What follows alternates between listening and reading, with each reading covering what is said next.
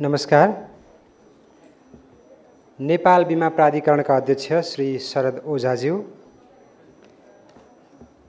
नेपाल राष्ट्र बैंकका कामु governor doctor Shri नीलम ढुङ्गानाज्यू, त्यसैगरी नेपाल धितोपत्र बोर्डका अध्यक्ष श्री सन्तोष नारायण श्रेष्ठज्यू, लेखामान बोर्डका अध्यक्ष श्री सुनिल कुमार ढुङ्गेलज्यू, नेपाल चार्टर एकाउन्टेन्ट संस्थाका अध्यक्ष श्री प्रवीण कुमार झाज्यू, नेपाल बीमा प्राधिकरणका सञ्चालक समितिका सदस्य श्री मानबहादुर अर्यालज्यू, श्री मदन दाहालज्यू, श्री सन्तोष रिजालज्यू, श्री राधा कुमारी पोखरेलज्यू, नेपाल बीमा प्राधिकरणका पूर्व अध्यक्ष श्री माधव प्रसाद उपाध्यायज्यू, प्रोफेसर डाक्टर फत्तबहादुर केसीज्यू, श्री चिरञ्जीवी चापागाईज्यू, श्री सूर्यप्रसाद सिलवालज्यू, नागरिक लगानी कोषका कार्यकारी निर्देशकज्यू, निक्षेप तथा कर्जा सुरक्षण कोषका कार्यकारी निर्देशकज्यू, अर्थ मन्त्रालय वित्तीय क्षेत्र व्यवस्थापन तथा संस्थान समन्वय महाशाखाका सहसचिवज्यू, नेपाल बीमक सङ्घका अध्यक्षज्यू, जीवन बीमक सङ्घका अध्यक्षज्यू, लघु जीवन बीमक सङ्घका अध्यक्षज्यू, नेपाल बीमा प्राधिकरणका निर्देशकज्यूहरू, जीवन निर्जीवन पुनर्बीमक र लघु बीमा कम्पनीका सञ्चालक समितिका अध्यक्षज्यूहरू, जीवन निर्जीवन पुनर्बीमक र लघु बीमा कम्पनीका प्रमुख कार्यकारी अधिकृतज्यूहरू, सर्वेयर एसोसिएसनका अध्यक्षज्यू, पेशागत बीमा अभिकर्ता सङ्घका अध्यक्षज्यू, स्कुल अफ म्याथमेटिकल साइन्सका प्राध्यापकज्यू, एक्चुरियल सोसाइटी अफ नेपालका प्रमुखज्यू, त्यसैगरी ब्रोकरका प्रतिनिधिज्यूहरू, नेपाल बीमा प्राधिकरण कर्मचारी युनियन तथा सङ्गठनका अध्यक्षज्यूहरू, नेपाल बीमा प्राधिकरणका पूर्व कर्मचारीहरू, नेपाल बीमा प्राधिकरणका सम्पूर्ण कर्मचारी साथीहरू, विभिन्न संस्थाबाट पाल्नुभएका महानुभावहरू, उपस्थित महिला तथा सज्जनवृन्द, आजको दिन हाम्रा लागि विशेष दिन हो, उत्सवको दिन र खुसियाली मनाउने दिन हो। नेपाल बीमा प्राधिकरणको 57औं वार्षिकोत्सवको दिन, आजको दिन यस मञ्चमा उभिएर मैले यहाँलाई स्वागत गर्न पाउँदा म अत्यन्तै हर्षित छु, गौरवान्वित छु र भावुक पनि छु। नेपाल बीमा प्राधिकरण आज 57औं वर्षमा प्रवेश गरेको छ। यस सुखद उपलक्ष्यमा आयोजित यस विशेष समारोहमा हाम्रो निमन्त्रणालाई स्वीकार गरी पाल्नुभएका प्रमुख अतिथिज्यू, विशेष अतिथिज्यू तथा यस कार्यक्रममा उपस्थित हुनुभएका सम्पूर्ण महानुभावहरूलाई म हार्दिक स्वागत गर्न चाहन्छु। नेपालमा विक्रम सम्वत 2026 साल जेठ 1 गते बीमा समितिको स्थापना भई बीमा क्षेत्रको नियमन र विकासका लागि औपचारिक थालनी भएको कुरा यहाँहरू सबैलाई विदितै छ। समयानुकूल बीमा क्षेत्रलाई थप सशक्त, सुव्यवस्थित र प्रभावकारी बनाउने उद्देश्यले बीमा ऐन 2079 कार्यान्वयन पश्चात तत्कालीन बीमा समिति नेपाल बीमा प्राधिकरणमा रूपान्तरण हुन गयो र अहिले बीमा प्राधिकरणले बीमा क्षेत्रमा स्वायत्त नियमनकारी निकायको रूपमा सुपरिवेक्षकीय भूमिका निर्वाह गर्दै आइरहेको छ। बीमा ऐन 2079 को कार्यान्वयनको सम्बन्धमा विक्रम सम्वत 2081 सालको फागुन महिनाबाट बीमा नियमावली 2081 समेत कार्यान्वयनमा आइसकेको छ। त्यसैगरी राष्ट्रिय बीमा नीति 2080 तथा प्राधिकरणको दोस्रो रणनैतिक योजना समेत कार्यान्वयनमा रहेको कुरा म यहाँहरूलाई जानकारी गराउन चाहन्छु। आदरणीय महानुभावहरू, बीमा नियमावलीको कार्यान्वयन पश्चात प्राधिकरणको कोष, लेखा तथा लेखा परीक्षण, इजाजत पत्र सम्बन्धी व्यवस्था, बीमाको पुँजी कोष तथा सेयर बाँडफाँड, व्यवस्थापन तथा प्राविधिक सेवा व्यवस्था, बीमा व्यवसाय, लघु बीमा व्यवसाय, पुनर्बीमा व्यवसायको सञ्चालन, बीमाको आन्तरिक नियन्त्रण, बीमा मध्यस्थकर्ता तथा अन्य बीमा सेवा प्रदायक, बीमा क्षेत्रको नियमन, निरीक्षण र अनुगमन, बीमा व्यवसाय हस्तान्तरण र गाब्ने गाबिने, दाबी भुक्तानी, उजुरी, प्रदेशगत बीमा व्यवस्था लगायतका सम्बन्धमा सुदृढीकृत व्यवस्थाहरू अहिले कार्यान्वयनमा आइसकेको छ। हाल नेपाली बीमा बजारमा 14वटा जीवन बीमा कम्पनी, 14वटा निर्जीवन बीमा कम्पनी, 2 पुनर्बीमा कम्पनी, 7 लघु बीमा, 16 ब्रोकर र 1 प्रतिष्ठान सञ्चालनमा रहिआएको छ। विक्रम सम्वत 2078 सालको जनसङ्ख्याको वृद्धिको प्रतिशतको आधारमा जनसङ्ख्या प्रक्षेपण गरी बीमाको दायरा गणना गर्दा अहिले 44.64% जनसङ्ख्या बीमाको दायरामा छ। चालु आर्थिक वर्ष 2081-82 को चैत्र महिनासम्म वैदेशिक रोजगार म्यादी जीवन बीमाको दायरा 7.99% पुगेको छ।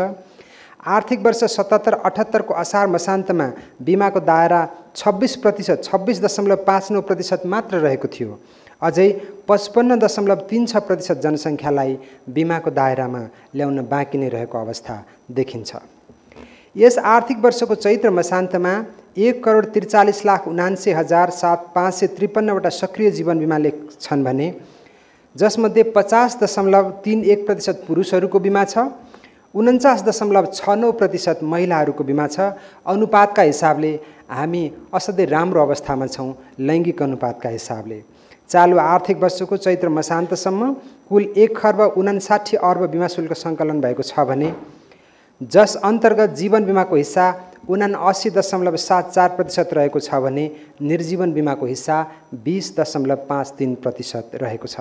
त्यसैगरी जीवन बिमामा प्रथम बिमा शुल्क 21.62% तथा नवीकरण बिमा शुल्क 78.37% रहेको छ।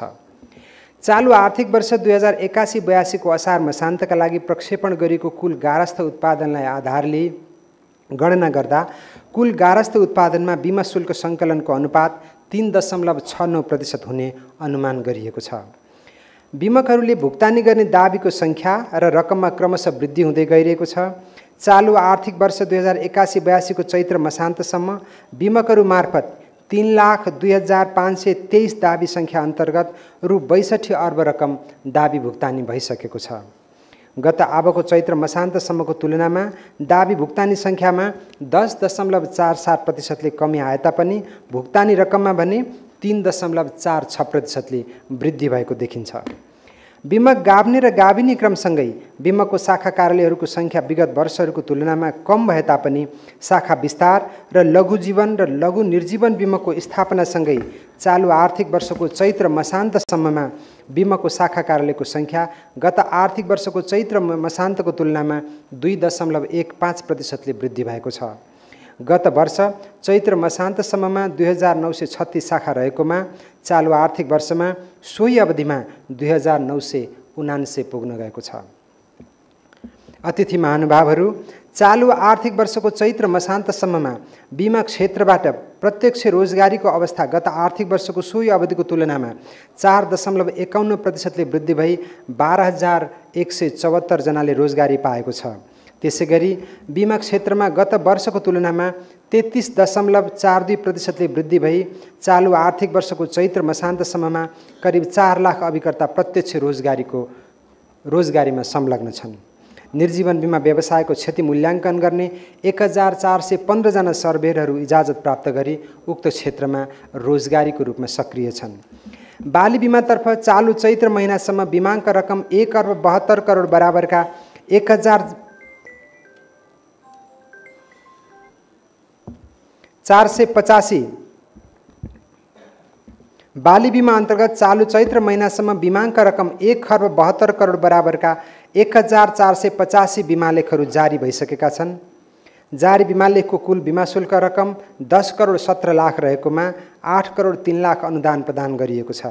बाली बिमा दाबी सङ्ख्या 313 रहेकोमा दाबी रकम 6 करोड 52 लाख बिमितलाई भुक्तानी गरिएको छ। निर्जीवन बिमकहरूबाट चालु आर्थिक वर्षको चैत्र मसान्तसम्म पशुधन बिमा अन्तर्गत 1,10,628 बिमा लेखहरू तथा कुल बिमाङ्क रु 24 अर्ब 38 करोड बराबरको जारी भएको छ, जसमा बिमा शुल्क रकम रु 1 अर्ब 10 करोड प्राप्त भई त्यसमध्ये बिमितलाई 87 करोड 65 लाख अनुदान रकम प्रदान गरिएको छ। पशुधन बिमामा 15,645 वटा दाबी रहेकोमा रु 75 करोड 74 लाख दाबी रकम बिमितलाई भुक्तानी गरिएको छ।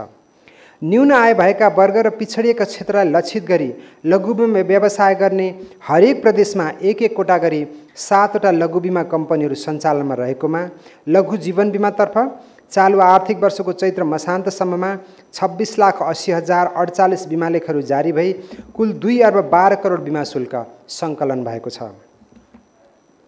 त्यसैगरी कुल 9,559 वटा दाबी अन्तर्गत रु 1 अर्ब 32 करोड रकम बिमितलाई भुक्तानी गरिएको छ।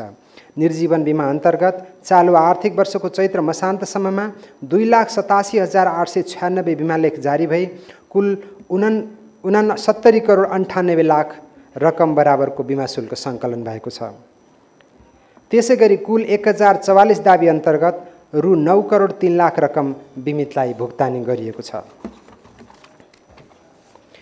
विक्रम सम्वत 2081 साल कार्तिक 1 गतेदेखि बाली तथा पशुधन बिमाको प्रिमियममा अनुदान उपलब्ध गराउने कार्यविधि 2081 नयाँ रूपमा कार्यान्वयनमा आएको छ, जस अन्तर्गत नेपाल सरकारबाट प्राप्त हुने अनुदानको प्रतिशतलाई बिमाङ्कको आधारमा 50 लाख रुपैयाँ बिमाङ्कसम्मको बिमा लेखको बिमा शुल्कमा 80%, 50 लाखदेखि 1 करोड रुपैयाँसम्मको लागि 65% र 1 करोड माथिको लागि बिमा शुल्कमा 50% गरी 3 तहमा अनुदान रकम उपलब्ध गराउने व्यवस्था गरिएको छ। बिमाको दायरा बढाउने सन्दर्भमा प्राधिकरणको केन्द्रीय कार्यालय र प्रादेशिक कार्यालयहरूबाट बिमा सम्बन्धी सचेतना अभिवृद्धिका लागि प्रदेश र स्थानीय तहमा बिमा सम्बन्धी कार्यक्रमहरू निरन्तर सञ्चालनमा रहेका छन्। साथै मुलुकको भौगोलिक विविधता र नागरिकहरूको आवश्यकतालाई सम्बोधन गर्दै नवीनतम बिमा लेख ल्याउन र डिजिटल माध्यमबाट छिटो छरितो रूपमा सेवा प्रवाह गर्न बिमा कम्पनीहरूलाई निर्देशन दिनुका साथै प्राधिकरणले सहजीकरण समेत गर्दै आइरहेको छ। प्राधिकरणले बिमा क्षेत्रलाई सुरक्षित, विश्वसनीय, भरपर्दो र दिगो बनाउने उद्देश्यले समयानुकूल निर्देशन, परिपत्र, सूचना, मार्गदर्शन आदि जारी गर्दै आएको छ। बिमा क्षेत्रमा अनुशासन कायम राख्न, बीमित हित संरक्षण गर्न, बिमा बजारको स्थायित्व र पारदर्शितालाई कायम राख्न, जोखिम व्यवस्थापन गर्न, अन्तर्राष्ट्रिय अभ्यास अनुसार समय सान्दर्भिक सुधारहरू गर्न, प्राधिकरणको चालु आर्थिक वर्षमा मौद्रिक क्षति सम्बन्धी निर्देशन 2081, बिमाको स्थिर सम्पत्ति खरिद र बिक्री सम्बन्धी निर्देशिका 2081, वैदेशिक रोजगार म्यादी जीवन बिमा पुल सम्बन्धी निर्देशिका 2081 लगायतका 11 वटा निर्देशिकाहरू जारी तथा संशोधन गरी लागू गरिसकिएको छ। त्यसै गरी केही निर्देशिकाहरू संशोधन तथा जारी गर्ने चरणमा समेत रहिआएका छन्।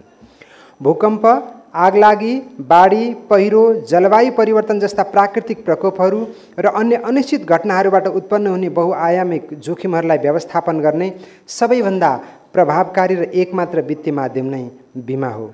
अथ मानव जीवन, घर, सम्पत्ति र पुँजीजन्य स्रोतहरूमा विद्यमान जोखिमलाई बिमा कम्पनीहरूमा हस्तान्तरण गरी आर्थिक सुरक्षाको प्रत्याभूति गर्नु वर्तमान समयको अपरिहार्य आवश्यकता रहेको देखिन्छ।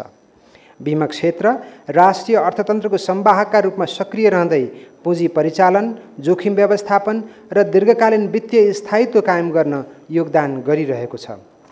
पछिल्लो समय सार्वजनिक वित्त, वैदेशिक व्यापार तथा आर्थिक वृद्धि सम्बन्धी उपलब्ध तथ्याङ्कहरूको समग्र आर्थिक गतिविधिमा सुधारको सङ्केत गरिरहेकोले बिमा क्षेत्रलाई अझ व्यापक बनाउँदै समावेशी वित्तीय प्रणालीको विकासमा टेवा पुर्याउने समय आएको छ र बिमा प्राधिकरण त्यसका लागि दत्तचित्त छ। नेपालमा बिमा क्षेत्रको विश्वसनीयता अझै सशक्त रूपमा स्थापित हुन बाँकी नै छ। बिमाको पहुँच देशका दुर्गम र पिछडिएका क्षेत्रहरूमा पुर्याउन अझ हामी सबैले थप सक्रियता देखाउनु पर्ने आवश्यकता छ। यसका लागि बिमा क्षेत्रसँग सम्बन्धित सबै सरकारवाला पक्षहरूले आपसी सहकार्य गर्दै जनचेतनामूलक कार्यक्रमहरूलाई व्यापक रूपमा सञ्चालन गर्नुपर्ने आवश्यकता टड्कारो रूपमा देखिन्छ। प्रचार प्रसारका माध्यमहरूलाई प्रभावकारी रूपमा परिचालन गर्दै बिमाको महत्त्व, लाभ र सेवा प्रक्रियाबारे आम नागरिकमा जानकारी पुर्याउनु अत्यावश्यक रहेको छ। बिमालाई भरपर्दो, सहज र सबैका लागि सुलभ बनाउने दिशामा अझ धेरै काम गर्न बाँकी छ ताकि बिमा हाम्रो जीवनको अभिन्न अङ्ग बन्न सकोस्।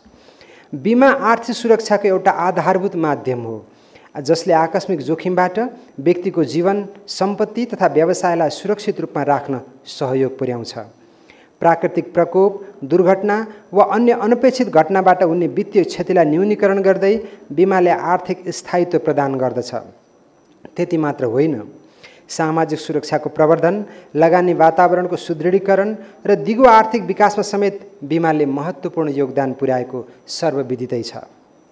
तसर्थ बिमा हरेक व्यक्तिको जीवनमा आवश्यक सुरक्षा कवचको रूपमा स्थापित हुनु आवश्यक छ र हामी सबैले त्यो अभियानमा एकचित्त भएर लाग्न पनि आवश्यकता देखिन्छ।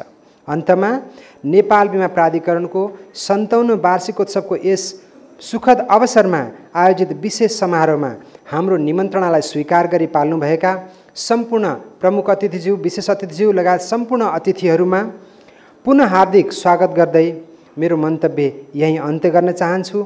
साथै विनम्रताका साथ यो अनुरोध गर्न चाहन्छु कि आगामी दिनहरूमा यहाँहरू सबै आदरणीय सरकारवालाहरूबाट सदा चाहिँ सहयोग, शुभेच्छा, सहकार्य र मार्गदर्शन प्रदान हुने नै छ। धन्यवाद।